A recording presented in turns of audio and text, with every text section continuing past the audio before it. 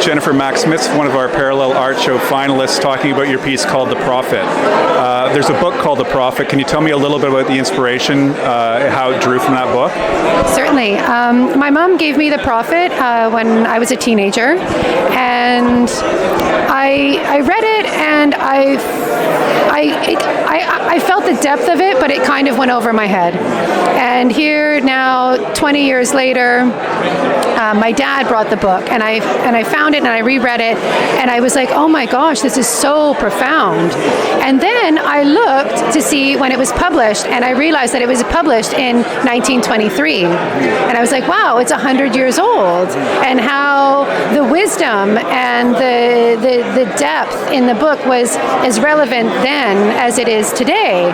And as I reread it, it's about this prophet who lives in the mountains, and his boat comes, so it's time to go. So he comes down from the mountain, and the villagers are all there, and they say to him, "Oh, great prophet, speak to us of love, speak to us of children, speak to us of self-knowledge." And there's 26 different chapters. And I thought to myself, that reminds me of prompts from ChatGPT and machine learning, and I was really grappling with that because I'm a researcher as well, and I was so fascinated by how AI's role and what it means for both artists and writers and for humanity. And so I started to put the prompts from The Prophet into ChatGPT, and I noticed that there was such a difference in the quality of wisdom coming through, and the caliber of sort of integrity and humanity. And it kind of a light went on, and I thought, oh, what a great art project, because I've worked in digital art and new media for many years, and so I made the piece. And so it really juxtaposes machine learning to profound contemplation, and allows the viewer to see for themselves the limitations of the chat, and why it's so important to keep the human, the spirit of the art in the piece. And then a lot of people have been asking me, they're like, Jen, what about the frame? And yeah, I was just about to ask you. Okay.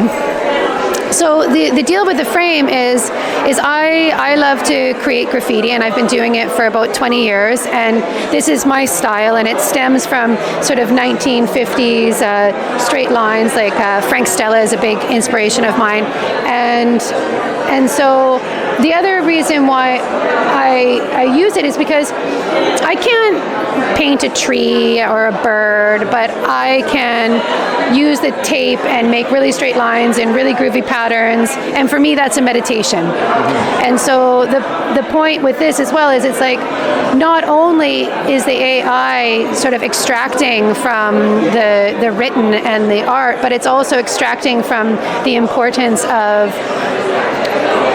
the process of art and the process of creating, and what that means for artists to have that opportunity to have process and slow down and cultivate attention and ideas, and so that's what this represents. And then I also like that you can like sit on it and touch it and like stand on it, and for me that's a big piece, because a lot of like white cubes don't let you get tactile with the work, and so it takes it away from that element of being precious. Totally. So that's kind of the feeling of the piece. And people have the opportunity, of course, to sit here and contemplate and read the text as well. Totally. Thanks for taking this time to talk to us. Certainly a wonderful piece. Best of luck with the show. Thank you. Okay. Okay. See you soon. Bye. Thank you.